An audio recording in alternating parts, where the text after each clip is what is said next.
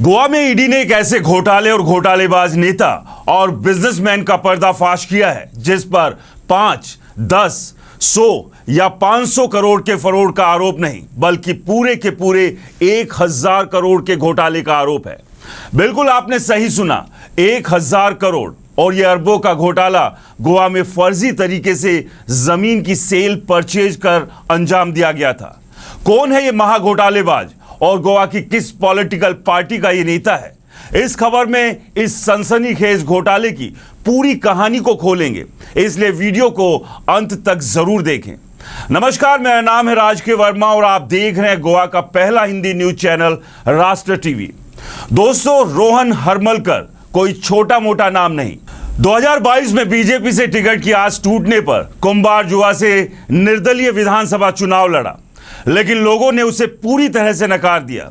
इसके बाद हरमलकर ने 2024 में गोवा की एमजीपी का दामन थामा, लेकिन सियासत से ज्यादा रोहन चर्चा में अपने काले कारनामों के लिए रहा। पहले गोवा पुलिस की एसआईटी ने रोहन हरमलकर पर 2 जमीन हड़पने के मामलों में एफआईआर दर्ज की। इतना ही नहीं, पिछले साल अरपोरा में एक बिजनेसमैन पर हमले के लिए जेल की हवा भी खा चुका है और अब ईडी ने रोहन को पीएमएलए के तहत धर दबोचा है। ईडी ने रोहन हरमलकर को बुधवार को गोवा की स्पेशल कोर्ट में पेश किया, जहां उसे 14 दिन की हिरासत में भेज दिया है। दोस्तों, ये कोई छोटा मोटा घपला नहीं। ईडी की जांच में खुलासा हुआ है कि हरमलकर इस घोटाले का मास्टरमाइंड है। जाली दस्तावेज, फर्जी स्टाम्प और सरकारी रिकॉर्ड्स में हेराफेरी, ये सब उसके खेल का हिस्सा था। गोवा के शानदार बीच अंजुना, अरपोरा, असगांव में लाखों वर्ग मीटर की जमीनें, जिसका मार्केट रेट 1000 करोड़ रुपए से ज्यादा है, को बिना मालिकों की सहमति के हड़प लिया गया।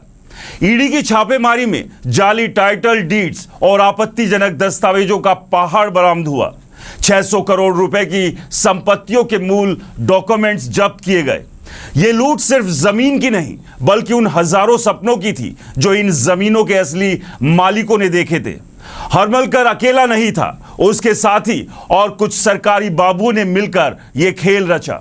फौज, सेल डीड, पुर्तगीज समय की लिखावट की नकल और पुरालेख विभाग की मिलीभगत, यह सब एक संगठित अपराध का हिस्सा था। गोवा सरकार ने 2022 में एसआईटी बनाई, जिसने 44 एफआईआर में 1.5 लाख वर्ग मीटर की 100 से ज्यादा प्रॉपर्टी की जांच की। 56 लोग गिरफ्तार हुए, जिसमें आर्काइव डिपार्टमेंट के अधिकारी भी शामिल हैं।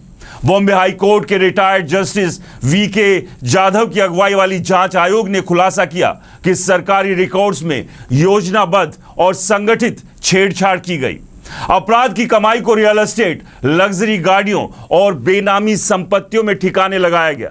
यह घोटाला सिर्फ जमीन का नहीं बल्कि सिस्टम की नाकामी का है।